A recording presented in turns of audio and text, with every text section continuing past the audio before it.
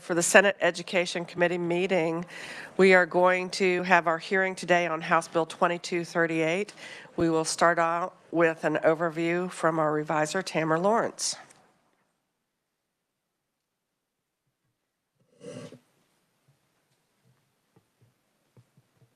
Thank you, Madam Chair, and good afternoon, committee. House Bill 2238 would establish the Fairness in Women's Sports Act. I'm just going to go through each section of the bill briefly. And I'm going to start with Section 2, which would provide definitions for relevant terms used in the Act. Section 3 would require that all teams or sports sponsored by a public elementary or secondary school or public college or university designate such teams or sports as being in one of the following three categories: males, men, or boys, females, women, or girls, or co-ed or mixed. This requirement would also apply to any private elementary or secondary school or college or university that competes against a public school or institution. House Bill 2238 would require that any team or sports designated for females, women, or girls not be open to students of the male sex. The sex of the participant would be determined based on a participant's biological sex, and the term biological sex is defined in Section 2 on page 1, starting in line 11 of the bill.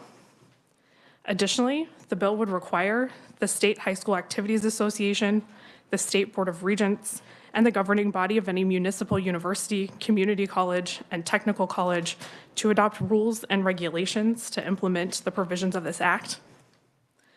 Section 4 would prohibit any governmental entity or organization from taking adverse action against any school, college, or university that complies with the requirements of the act. And Section 5 would provide a cause of action arising from certain violations of the bill, including a cause of action for any student who is deprived of an athletic opportunity or suffers harm due to such violation, any student who suffers harm because they were subjected to retaliation or other adverse action due to reporting a violation of Section 3 of the bill, and finally, any school, college, or university that suffers harm due to violation of Section 3 or 4 of the bill. Any such lawsuit would be required to be brought within 2 years of the harm, and the plaintiff would be able to seek monetary damages, attorney fees, and court costs. The bill would take effect on July 1 upon publication in the statute book, and I'll be happy to answer any questions. Committee, are there any questions? Yes, Senator Sykes. Thank you.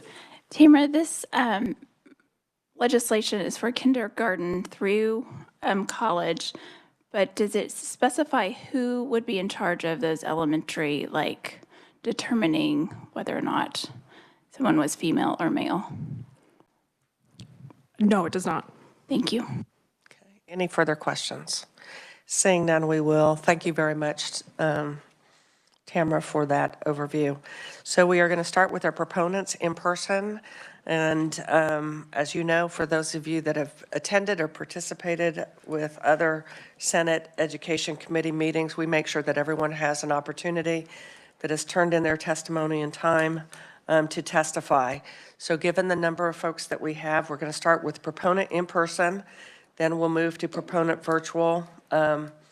We will have questions, and then we're going to move to opponent in person. And actually, we're going to start with opponent virtual because we have Erin Woods that is wanting to speak, and she needs to have that opportunity by a 2 o'clock deadline. And then we'll go to opponent in person. Everyone will have 2 minutes to speak. Cindy, our committee assistant, will use her timer. Now, we have all of your testimony, so when you get up here, don't read it to us, just talk to us. Tell us the things that you want the committee to know. So we are going to start off with Riley Gaines, spokeswoman for Independent Women's Voice. Thank you and welcome to the committee. Thank you, Chairwoman Baumgartner and distinguished members of the Senate Committee on Education.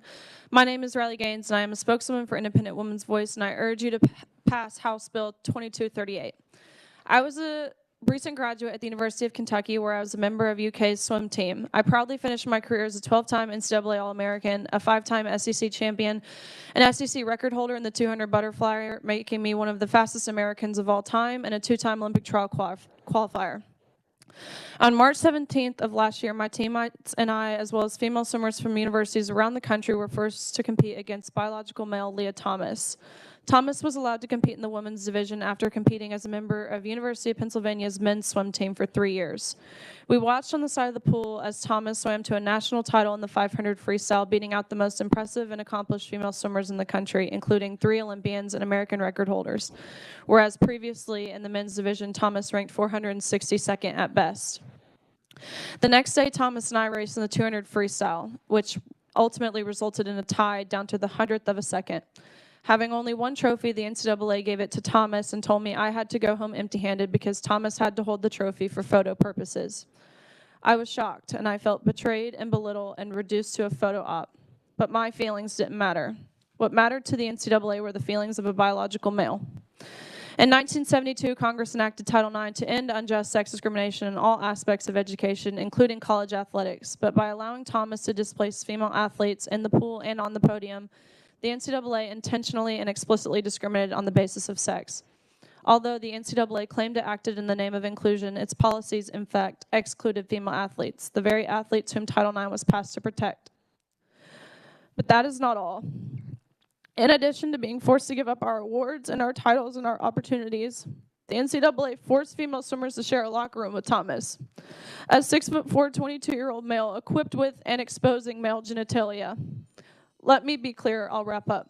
Let me be clear, we were not forewarned, and we were not asked for our consent, and we did not give our consent. And if nothing else, I truly hope how you can see this as a violation of our right to privacy and how some of us have felt uncomfortable and embarrassed and even traumatized by the experience. I know our experiences aren't unique, and this is why I urge you guys to please pass House Bill 2238. Thank you very much. Thank you. Next up, we have Julia Campbell, Regional Coordinator for Young Women for America, a project of Concerned Women for America. Welcome to the committee, Julia. Thank you. Thank you for presenting this bill in order to protect women's dignity and equal opportunities in athletics. My name is Julia Campbell, and I'm a Regional Coordinator for Young Women for America, a project of Concerned Women for America, the nation's largest public policy women's organization.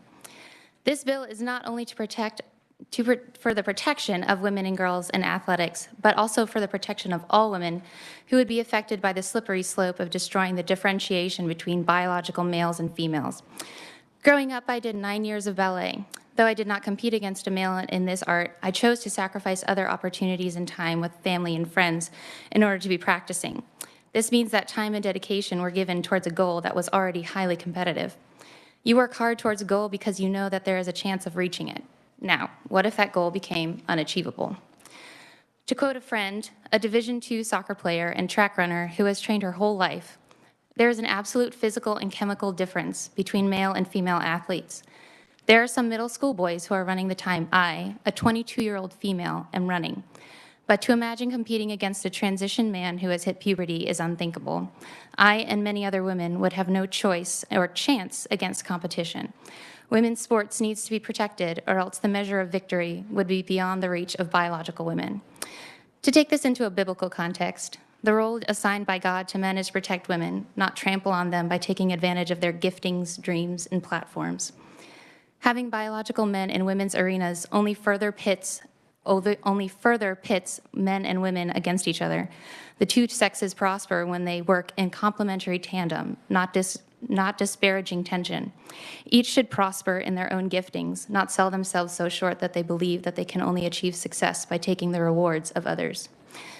It is for these reasons that House Bill 2238 should be passed in order to create the Fairness in Women's Sports Act. Thank you.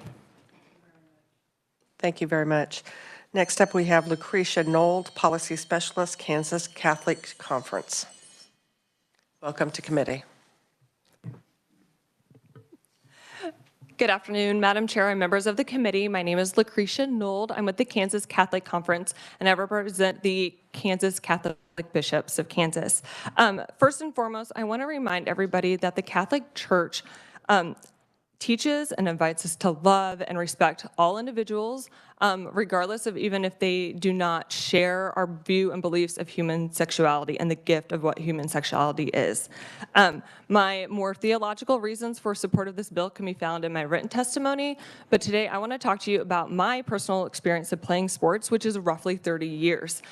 Growing up, I played a variety of sports: volleyball, basketball, track, and softball, all against other female athletes. But when I got into college, I started playing co-ed. And I quickly learned that the rules of the game change when playing co-ed sports because you're playing with biological males who are, on average, taller, faster, and stronger. To give some examples, when playing volleyball with all females, I play the net. I'm really great at playing the net, as you can imagine, with my height. I'm great at blocking and hitting. But when I play co-ed, and playing with men, since they're typically taller and can jump higher, that net gets raised several inches. And I then struggle to play the net, and I have to forfeit my God-given talent to a male athlete. Currently, I play co-ed softball. Again, multiple rules change when playing co-ed softball. Some of them are your batting order. You have to bat guy, girl, guy, girl. If you bat 2 men back to back, it is an automatic out. They do this to prevent teams from loading the bases. Also, we're pitched different size softballs. The women are pitched a smaller size softball in order to help us hit it farther and faster, while men are pitched a larger size softball in order to slow down their hits and prevent them from always crushing it and hitting it over the fence. Now, I could continue talking about the differences and the rules, along with injuries I have sustained with playing sports with men, but I will wrap it up and just say that I encourage you guys to protect women, protect their God-given talents, and protect their safety by passing HB 2238. Thank you. Thank you very much. Next up, we have Brittany Jones, Director of Policy and Engagement for the Kansas Family Voice. Welcome to the committee. Thank you so much for having me. Chair Baumgartner and members of the committee, my name is Brittany Jones, and I am the Director of Policy and Engagement for Kansas Family Voice, as well as an attorney. We represent thousands of Kansans who are concerned about the threat to women's sports from actions that are being taken on both the state and the federal level. But today I want to address 2 brief facts about this bill, because there's a lot of misinformation about what the Fairness to Women's Sports Act actually is, and you can read my further legal and other thoughts in my written testimony. So the first fact I'd like to address is that the Fairness to Women's Sports only allows, the Fairness to Women's Sports allows everyone to play. It only impacts women's teams. There is a segment for designation for men's teams, co-ed teams, and women's teams in the league. That leaves everyone space to play. Co-ed sports and men's sports are completely unaffected. Our intent is and always has been to protect women, as evidenced by the fact that the bill only goes one way. Title IX was created to give girls opportunities, and until 1972, girls had few athletic opportunities in our country and in our state, and those opportunities they did have were far lesser than the opportunities that biological men had. And so that is why Title IX was passed, and that is why it's so important to protect the original meaning and the original understanding of Title IX. The second fact I'd like to address is that the policies that are supposed to be dealing with this concern are not the ones dealing with it. They're actually the ones causing the problems. We've seen policies at both the national and international level, as well as at the state level, that have actually caused the problems and have allowed biological men to compete in women's sports. And that is why it is up to this body to protect women's opportunities, to protect fairness for women by passing the Fairness to Women's Sports Act. So I ask that you would pass this out favorably, and I stand open for questions at the appropriate time. Thank you. Thank you very much. Next up, we have Autumn, is it Casido? Okay. Dr. Casido, welcome to our committee. Thank you. Good afternoon, Senators. My name is Autumn Casido. I'm a former military physician who served in Iraq and a former collegiate rower who has 3 daughter athletes. I'm here to testify to the underlying science in protecting sex as a competition category and to the impact of fairness in women's sports that it has on girls. 2 of my daughters have had to wrestle boys. Studies show that males have a lower percentage of body fat and more muscle at the same weight. Males also have significant advantages in hand size, grip strength, and less joint laxity. These intimidating physiological differences deterred some girls from competing, but a few persisted, and last year my middle daughter was the first girl on the first women's varsity wrestling team for Manhattan High. Since then, female athlete participation in the sport has flourished. U.S. Wrestling Kansas notes that the greatest growth of female membership was when tournaments were kept gender-specific. This example of women's sports exploding once sex as a category is protected is exactly why we need this bill. The reality is, identities don't play sports, bodies do. A male body has more fast-twitch muscle fibers, bigger lungs, a larger heart, and more red blood cells. Even with testosterone suppression, the transgender athlete has 5 times the testosterone of the average female, which is markedly unfair. Male body privilege is demonstrated in numerous sports medicine studies, and the performance gap between men and women has remained at 10 to 40% since 1983. Competition categories exist to ensure fairness and safety. This season, my youngest daughter, wrestling on varsity for her middle school's co-ed team, sustained a gruesome elbow fracture when overpowered by her male opponent's upper body strength. In 2020, World Rugby established new transgender guidelines to protect female competitors from serious head and neck injuries. No one is banning transgender athletes, but the right to compete does not grant anyone the right to self-identify into a category of your own choosing. My daughters have a right to safe and fair competition when they step onto the wrestling mat, which is why sex as a competition category must be protected. Thank you. Thank you very much. Next up, we have former Representative Josh Powell. Welcome to committee, Josh. Thank you, Chairman Baumgartner and members of the committee. My name is Josh Powell, and today I appear in front of you as a lifelong resident of Kansas and a father of 2 daughters. I'll be very brief. I want my daughters to grow up in a state where they can compete fairly in their assigned gender. They're 6 months and 2 years old, and I want them to be able to compete and play sports growing up and have the opportunities that I had and not have that medal or podium finish taken away from them. As you can see, my daughter is already training to be a track star, and I encourage you to vote in favor of this legislation. Thank you. Thank you very much, Josh. We have 2 proponents virtually. We have Sarah Parshall-Perry, Senior Legal Fellow, Meese Center for Legal and Judicial Studies, the Heritage Foundation in Washington, D.C. Ms. Perry, are you with us? I am. Can you hear Wonderful. me? Yes. You are limited to 2 minutes, so let's begin. Thank you. I am Senior Legal Fellow at the Heritage Foundation and former Senior Counsel for Civil Rights at the Department of Education, where I was tasked with enforcing Title IX of the Education Amendments of 1972. This bill builds upon that foundation. It ought to be viewed as commonsensical and uncontroversial. But the White House has proposed changes to this law that are nothing short of catastrophic. The participation of biological boys and girls sports is by its very definition unfair and unequal. A House and Senate Conference Committee took several months to work through more than 250 differences between versions of education bills until Title IX was born. Congress had ample repetitive opportunity to expand the provision against sex discrimination to include gender identity or transgender status, but chose not to. In high school athletics alone, the rate of participation for girls is now more than 10 times what it was prior to Title IX's passage, an increase of over 1,000%. 94% of senior female executives have played competitive school sports. Title IX has successfully changed the lives of generations of girls and women in America by setting them up for success in later life. And this is, in the end, about so much more than sports. Males have faster muscle twitch response, greater bone density, muscle mass, higher lung capacity, wider wingspan, and faster recovery weights than females. Such biological distinctions give biological males an overwhelming advantage and cannot be suppressed. In a study by 2 Duke University law professors comparing Olympic champion sprinter Allison Felix's 400-meter lifetime best to that of men and boys around the world, the men and boys of all ages outperformed her in 1 year more than 15,000 times.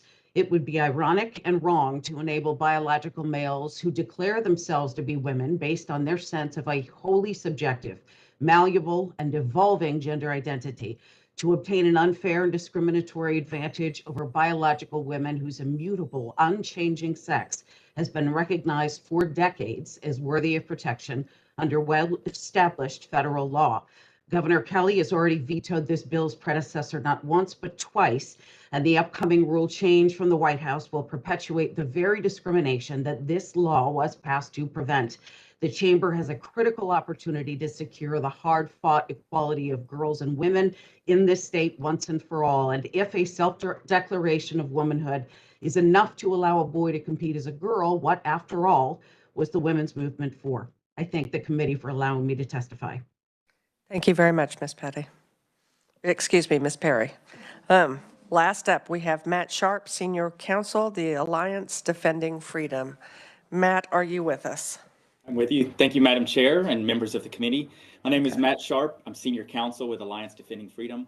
Our law firm represents female athletes in West Virginia, Connecticut, Idaho, and other states in federal court who have personally lost out on championships and other athletic opportunities to males who were permitted to compete in female sports. For example, in Connecticut, 2 biological males captured 15 girls' championships titles, set 17 new individual records, and took over 80 opportunities to advance in competition that rightfully belonged to females. One of the males competed for 3 seasons in the male category, never qualifying for a championship, and then switched just weeks later to competing in the girls category where he quickly dominated. Connecticut shows us that circumstances can change in a matter of weeks. A male can dominate an entire women's sports category between legislative sessions, and the loss of young women's opportunities cannot be remedied once it's done. And that's why 18 states have acted to protect fairness in women's sports before young women start losing medals or spots on the team in their states. These states want to attract and retain the best women athletes to their colleges with a guarantee that they will not lose a spot on a team to a male competitor. And none of those states has experienced any economic consequences.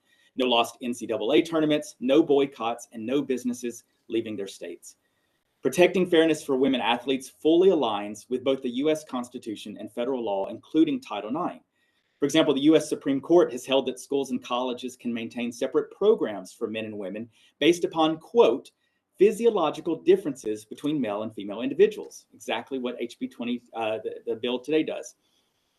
This is also specifically allowed by Title IX, and other federal courts have also held the same, that states and schools can preserve female sports opportunities exclusively for females. Finally, another federal court has recently ruled that Kansas and other states do not have to comply with the Biden administration's radical and unlawful interpretation of Title IX that redefines sex to include gender identity. Simply put, the Constitution and federal law fully support Kansas passing HB 2238. Thank you. Thank you very much. Committee, we are now going to open for questions. We are going to keep it fairly limited because we want to make sure that the 11 individuals that are here to testify in person and virtually as opponents have their opportunity to speak as well. Committee, what questions do you have? I will start. So if Riley, if you could come to the podium, please. So we have Riley Gaines at the podium. Could you share with us, I know that you have spoken with other collegiate athletes. So your experience, you said you were not forewarned that a male from a physical standpoint would be in the women's locker room on your swim team. So is that experience similar at other universities and colleges? Yes, it is, especially in talking to Leah Thomas's teammates who are terrified into using their voice and their face behind this issue. And we can get into the whole freedom of speech part of it that's coming from these universities. But this is something that's happening at a university level as well as, of course, what we dealt with at the NCAA level. Leah Thomas's teammates, when they approached their coach about the situation, one of Leah Thomas's teammates being a victim of a violent rape, and when she expressed to her coach that she felt uncomfortable in this situation and that it was very traumatic for her, her coach said, "I'm sorry, you have to be kind and you have to be inclusive."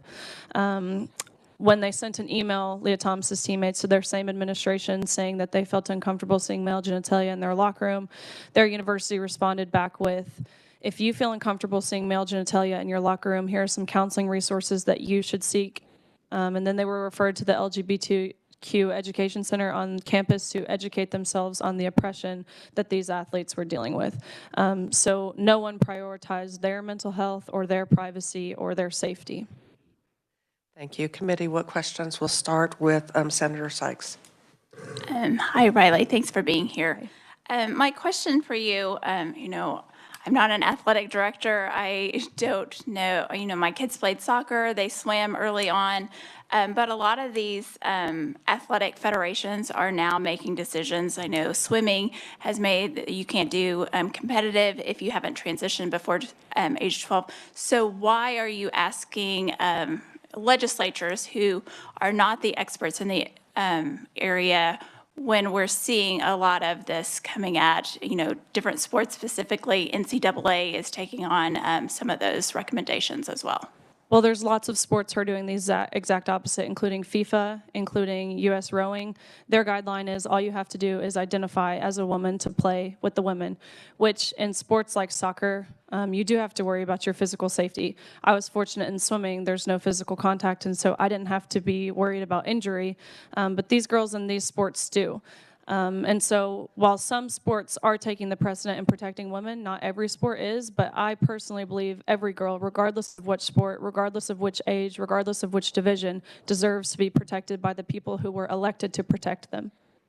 Thank you. I appreciate that. I just think it is Any other questions? Case-by-case basis. And, I've seen some of those high school soccer girls, and they put my children in their place, but thank you. Thanks. Any other questions, committee? Thank you, Madam Chair. Thank you so much for being with us. It is my understanding that several members of the group that were proponents are going to testify over in the House. So we're going to move to opponent testimony. Those that have to leave, feel free to when you need to leave. I do direct the committee that we do have proponent written only from Carolyn Bruce McAndrew, 2004 U.S. Olympic swimmer. We are now going to move to opponent testimony, and we're going to start with Erin Woods, parent and Kansas citizen. Erin, are you with us virtually? I am, and can you, I guess sorry, real quick, I think I didn't turn my video on. There we go. Yeah. Okay. Yes, thank you so much for fitting me in. I really appreciate that.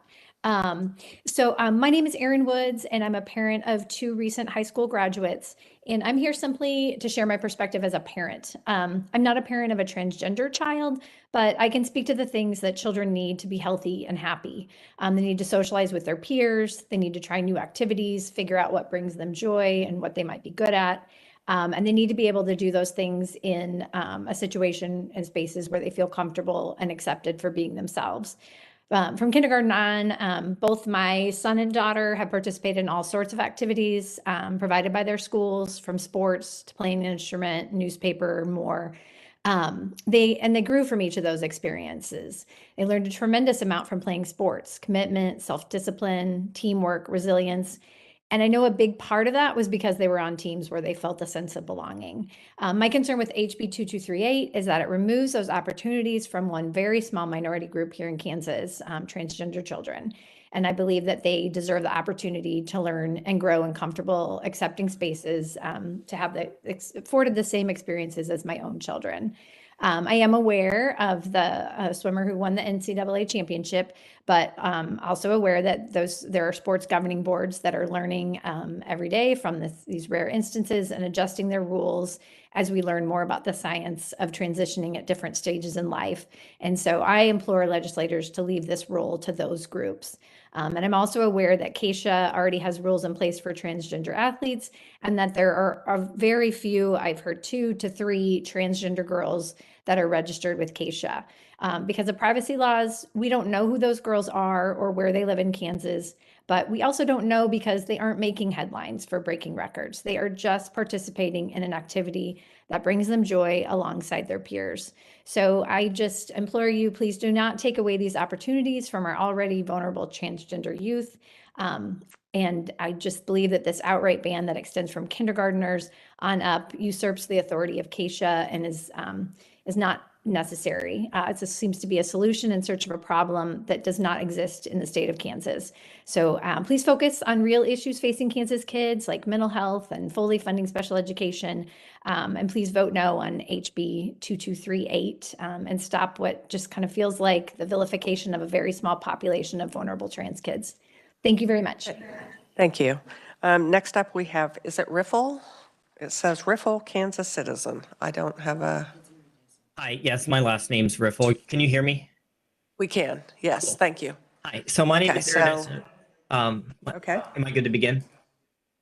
You can, the clock's running. Cool. So, hi, my name is Iridescent Riffle, she, they pronouns. I am a transgender Kansan. I wanted to jump in specifically about Representative Lewis's mischaracterization of 2021 study titled Transgender Women and Female Category Sports Perspectives on Testosterone Suppression and Performative Advantages.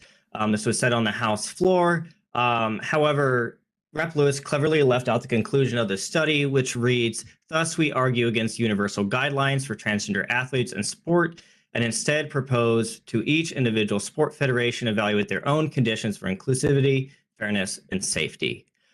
I want to state that I do believe studies are important and we need to continue paying attention to them, but we ought to not mischaracterize the studies that we decide to quote, especially on the floor. As you consider this bill, I want you to imagine that there is a trans girl right next to me. For the sake of this testimony, her name is Lucy, and she is 8 years old. Now, I want you to imagine getting on your knee to talk to her. Tell her the same things you've told us, that this is for kids, that this is for them. And now I need you to tell her you're going to take away her ability to live authentically, because these bills are not acting in a silo. As we stated, there are many other people going to be a proponent for other anti-trans bills. That's for her own good that she'll be forced into a puberty that she does not want, or that she's going to feel tortured and trapped within her own body as her voice deepens and her facial hair grows. That's for her own good that she's going to grow up to hate herself, and looking in the mirror will cause her more pain than you can ever imagine. That's for her own good you'll continue to fight and ensure that even into adulthood she won't be able to access the medical care that she needs. That's for her own good that her loss of access to the care that she needs will make her the target of bullying and harassment. That's for her own good that one day she might wake up and decide that the next day is not worth living. That is for her own good that transgenderism should be eradicated from public life entirely. That is what these bills aim to do, and that was made very clear at CPAC. That's the promise you are making to our kids. So it's time to choose. Are you going to follow your leader down the road to fascism, or are you going to support your kids? Because that's what this is. So if you don't want to be called a fascist, then vote no on this and all other hateful bills like this. And if you don't want to be called a fascist, then don't act like one. With that, I yield my time. Thank you, Iridescent, for your testimony. Next up, we have Donovan Dillon, Kansas citizen. Okay, so we are going to move on to Amanda. Is it Amanda Moji, APRN? Sorry, Amanda McGoy. Thank you for joining us.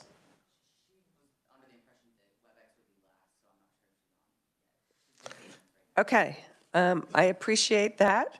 So we're going to go ahead and we'll jump to those people that are here in person. We'll start with D.C. Hegert, Legal Fellow, American ACLU of Kansas. Welcome. Thank you. Much shorter. All right. Good afternoon. I'm testifying on behalf of the ACLU of Kansas. My name is D.C. Hegert. I'm a trans person, a lifelong Kansan, and a former collegiate athlete at Newman University. I'm also a lawyer and the ACLU's LGBTQ+ legal fellow. We stand strongly opposed to HB 2238 and urge you to not vote this bill out of committee.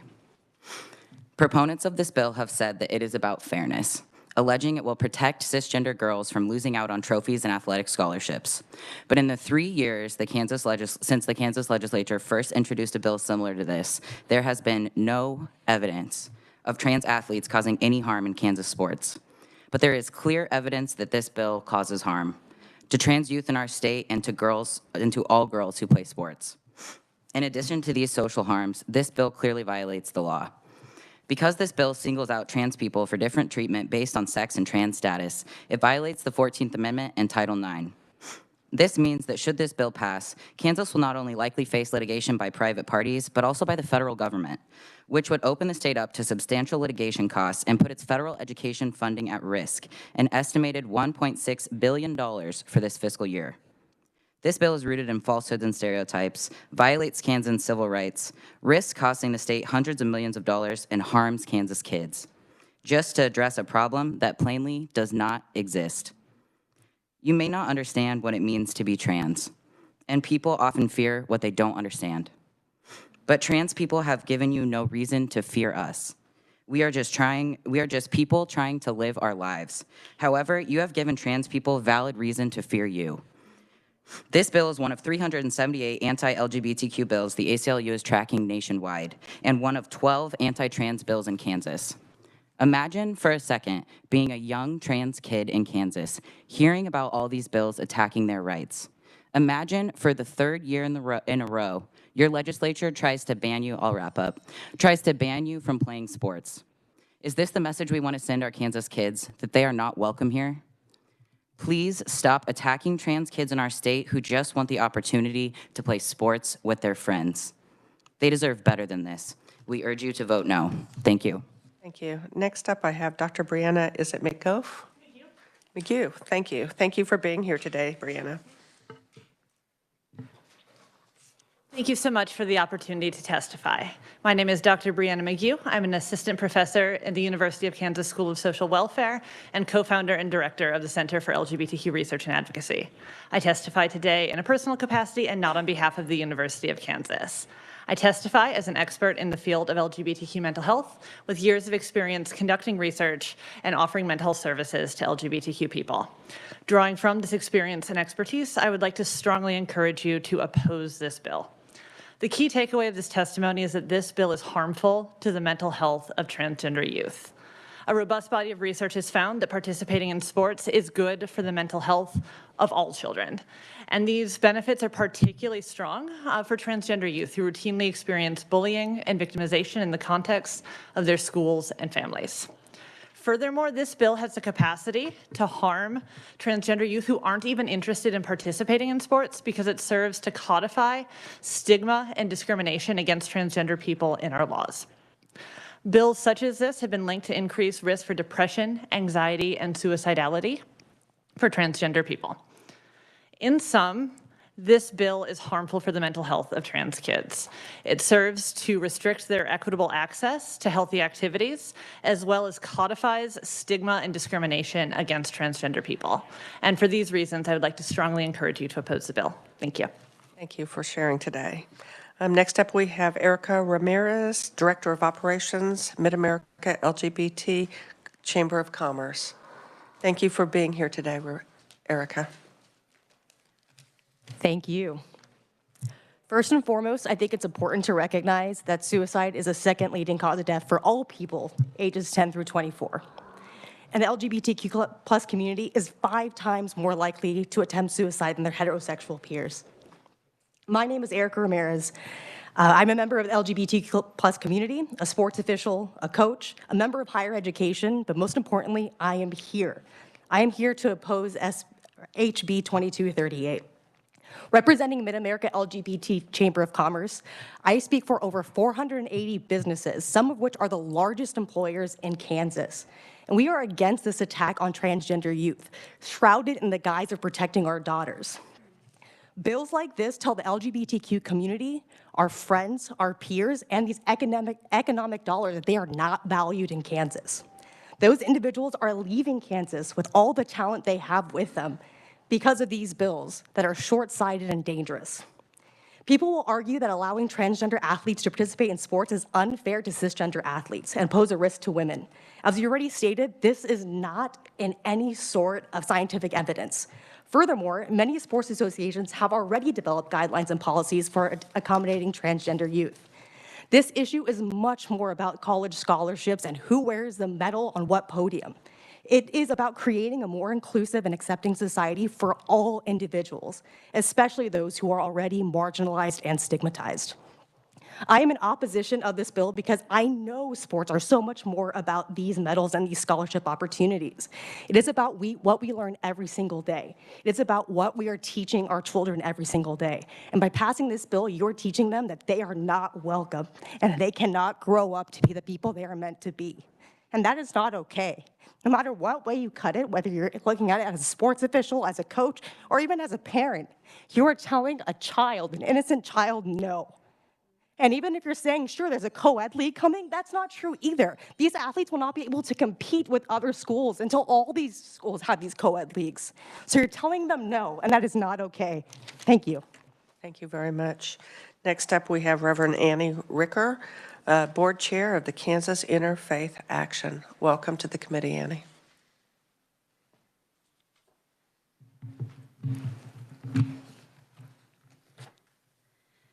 Good afternoon. I'm Reverend Dr. Annie Ricker, a United Methodist pastor in the Topeka area. I'm also the incoming chair for the board for Kansas Interfaith Action. And between those two roles, I represent over 200 faith communities across our state. I also speak to you today as the mother of an 11-year-old girl enrolled in 6th grade in Kansas Public Schools. I speak today in opposition of HB 2238. As thoughtful people of faith, we are guided by science and reason as we seek to live out our mandate to care for our neighbors in love. This bill fails to live up to those standards. It relies on skewed information, outdated science, and inaccurate, simplified representations of biological realities. In the course of my doctorate, I studied human sexuality extensively through the lenses of biology, psychosocial science, and theology. This bill ignores all of them to legislate from a position of bias. This bill will not improve the state of girls' sports in Kansas, but it will open up any and all student athletes to gender policing. Bills like this continue to weaponize artificial gender norms that harm the very people we claim to want to protect. Do we really want to subject children to gender verification if someone doesn't think that they are feminine enough? To date, there have only been 2 trans athletes competing in our state, and yet there is a near constant onslaught against trans kids, one of the most vulnerable at-risk groups. In my United Methodist faith tradition, the first rule is do no harm. But study after study has confirmed that this type of bill directly threatens the safety and well-being of children as it singles them out for condemnation and stigma. Every piece of legislation that targets even a tiny number of trans kids in Kansas is a way of announcing to all trans people, all LGBTQ people in Kansas, your life doesn't matter to us. But that is a lie. And as a clergy person, I must speak against this sinful rhetoric. If you really care about doing good in our state, first, do no harm and vote against this bill. Thank you. Thank you very much. Next up, we have, I believe it's John. Is it Shively or Shively? John, thank you for being here. You're the lead coordinator of Sisters of Charity of Leavenworth. Welcome to committee. Thank you, Chairwoman Baumgartner and members of the committee. You have my testimony. You can read it. But I want to provide a slightly different Catholic perspective on this issue. We believe that everyone, no matter their sexual orientation or gender identity, is a beloved child of God with inalienable human dignity. As Sister Luisa Darwin, a Dominican Sister of Peace who has ministered to the transgender community nationally for 21 years, she says, I testify to you today that transgender people are who they say they are. I know this because when they live from a place of honesty and truth, God is there. I experience the gifts of the Holy Spirit in them. And as such, I think we should take every measure to not only avoid excluding transgender persons, but also to include them in whatever ways we can to affirm and love them, for they are fearfully and wonderfully made. I'm also a Kansas resident, a lifelong Kansan. I grew up here. And I grew up identifying as queer. I grew up watching this body attack people like me all the time. And I came back because I didn't want to see it happen again. And it keeps happening. And being queer isn't the same as being transgender, but it's the same playbook. They're calling them groomers. They're calling them pedophiles. We're talking about people getting attacked. It's the same rhetoric that we saw. And it's not right, and it's not fair. And if this bill was about fairness, I'd tell you what it looked like. It'd be a lot more narrowly tailored. It would have LGBTQ advocates in the room working on it. And it would actually be addressing the issues that we claim this bill addresses. But this bill is broad, it's big, and it's bad policy. Thank you. Thank you for your testimony. Next up, we have Kyle Velty, Associate Dean for Faculty and a professor at the University of Kansas School for Law. Welcome to committee. Good afternoon. Thank you very much. My name is Kyle Velty. My pronouns are she, her. I'm on the faculty at KU Law, but I'm here in my personal capacity today as a legal expert in LGBTQ anti-discrimination law, as a former Division III college athlete, and as the mother of an amazing 14-year-old daughter who is a nationally ranked swimmer. I'm here to testify in opposition to HB 2238 because it is unlawful under both Title IX and the Equal Protection Clause of the U.S. Constitution. As you know, Title IX prohibits discrimination on the basis of sex in educational programs receiving federal funds. The Supreme Court has held that gender identity discrimination is sex discrimination under Title IX. Therefore, the law is clear that Title IX prohibits discrimination against transgender students, rendering HB 2238 a violation of that law. Turning to the Equal Protection Clause, because HB 2238 classifies based on sex, it fails under the Equal Protection Clause unless it is substantially related to an important government interest. The government justification for the law must be exceedingly persuasive, it has to be genuine, it can't be hypothetical, and it cannot be based on theology. Here, the government interest seems to be, loosely, fairness to cisgender girls. Even if we assume that that is an important state interest, it's not the end of the analysis. The bill fails because it is not substantially related to that proffered interest of fairness to cisgender girls. Its only justification is hypothetical future harms that haven't happened. It's based on an erroneous assumption that transgender girls have a categorical advantage over cisgender girls, and because that's not factually accurate, there's no grounds to support the fairness argument. That leaves just a couple of reasons for this, the government interest behind this law, either animus towards trans people, a dislike of trans people, or discomfort or theology. None of those are grounds that will justify this law under the Equal Protection Clause. HB 2238 does not further sex equality or fairness in sport for cisgender girls, and what it does do is inflict rank discrimination against trans girls in violation of Title IX and the U.S. Constitution. Please vote no. Thank you. We have Ephraim Taylor, a Kansas resident. Is Ephraim here? I am not seeing anyone rising up. Okay. So do we know, is Amanda with us on virtual yet? She's a nurse practitioner, and she took client meetings because I thought you were saying that she couldn't speak if she wasn't free at the beginning, so she's not available any longer. Okay. I'm sorry, I never said that she couldn't speak. I said that we would circle back around. Yeah, it's okay. It's a miscommunication on my part. No worries. Okay. Well, I want everyone to know that we do have Amanda's testimony in writing, and so that is available to review. Committee, we still have time, as intended, to ask questions of those that provided opponent testimony. What questions do we have? Senator Petty. Thank you, Madam Chair.